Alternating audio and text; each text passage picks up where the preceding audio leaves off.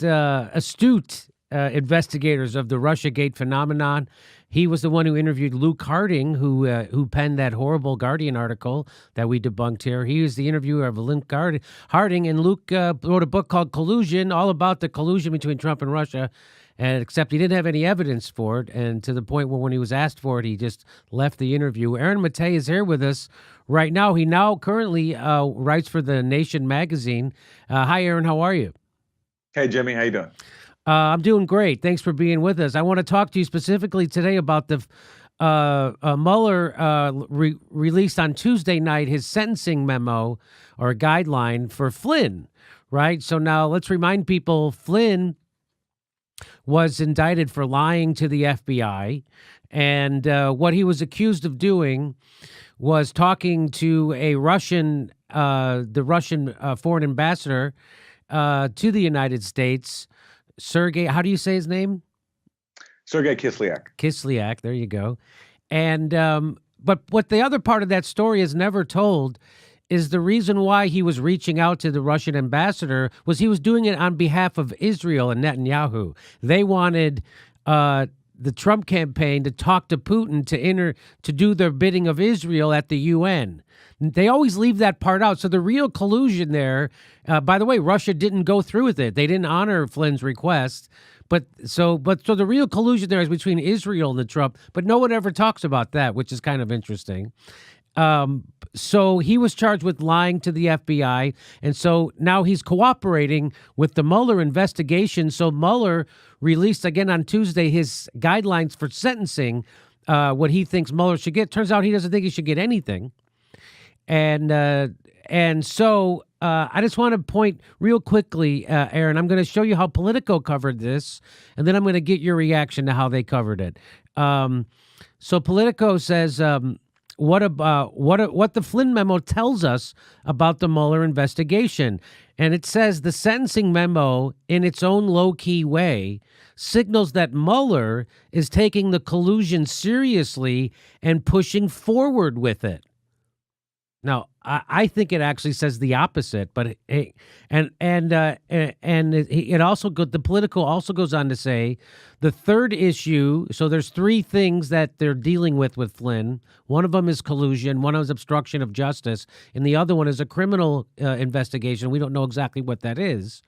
The third issue may or may not involve Trump's problematic payoffs, but whatever it is, says Politico, after 19 Flynn interviews, federal prosecutors must know an awful lot about it. That cannot be good for Trump. So again, to me, Aaron, the big thing here is that well, what is the big thing to you? The takeaway for me from that Mueller memo about Flynn is that Mueller is kind of like a dope peddler. He's giving Russiagate devotees like enough to meet their fix, but not enough to kick it.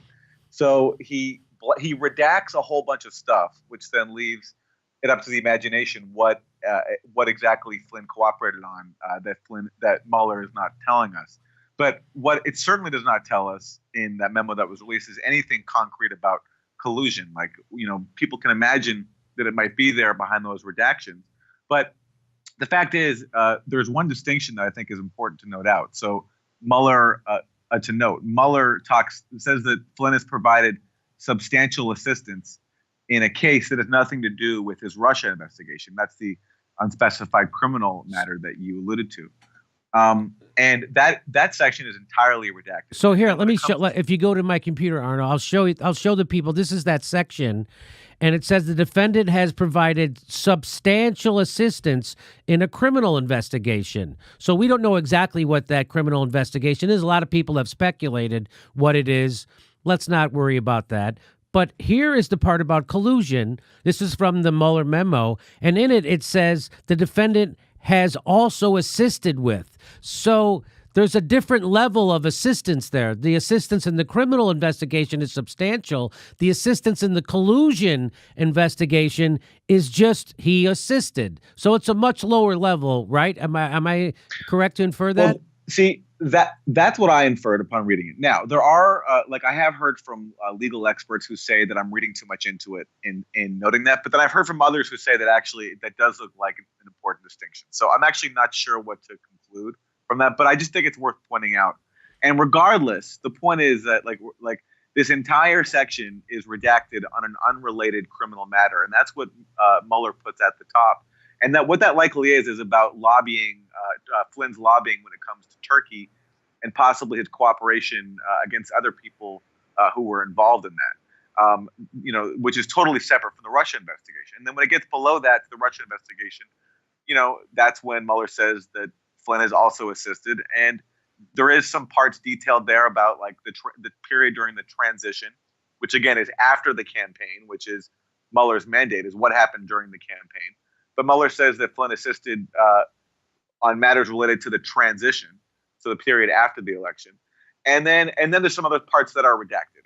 And what I was saying, like, so those parts that are redacted, who knows? Maybe that's where Flynn is revealing some grand conspiracy. But there's not like Mueller's giving the collusion hopeful enough there to keep using their imagination. But in terms of what was actually given.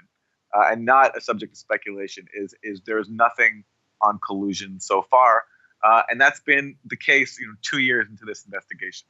So, in fact, Aaron, one of the biggest Russiagate pushers is a guy named Michael Isikoff, right? He even wrote a book pushing Russiagate, and so he was presented with this same Mueller sentencing memo, and it was interesting to see him kind of be the word you used was sober about this new information. So I'm gonna play that right now because I think it's interesting to see, like, now finally someone who's a huge Russiagator is actually taking a reasoned look at the evidence instead of over amplifying every piece of evidence that confirms his bias, which is Russiagate is real.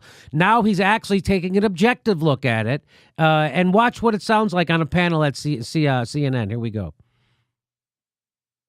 Some people are reading more into this than is really there. If you really parse it, there appears to be a reference to 3 investigations that Flynn has been cooperating with, only one of which is the Russia mandate of Robert Mueller.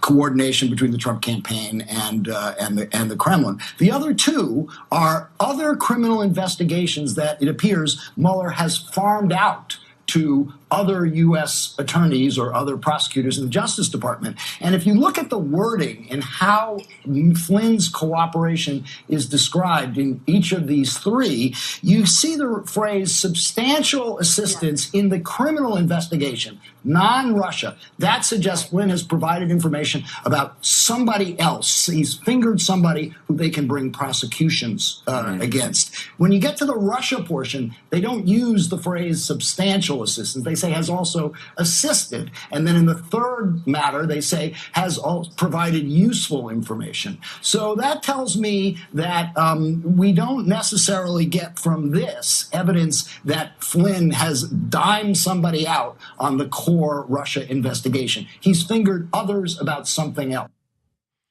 So to me, that's Michael Isikoff actually saying, well, this is actually less of a smoking gun than we thought. And it's just really about a separated criminal investigation that doesn't really have anything to do with collusion. That's what it looks like to you. That's what it looks like to me. And it also looks that way to huge Russiagate pusher Michael Isikoff, correct?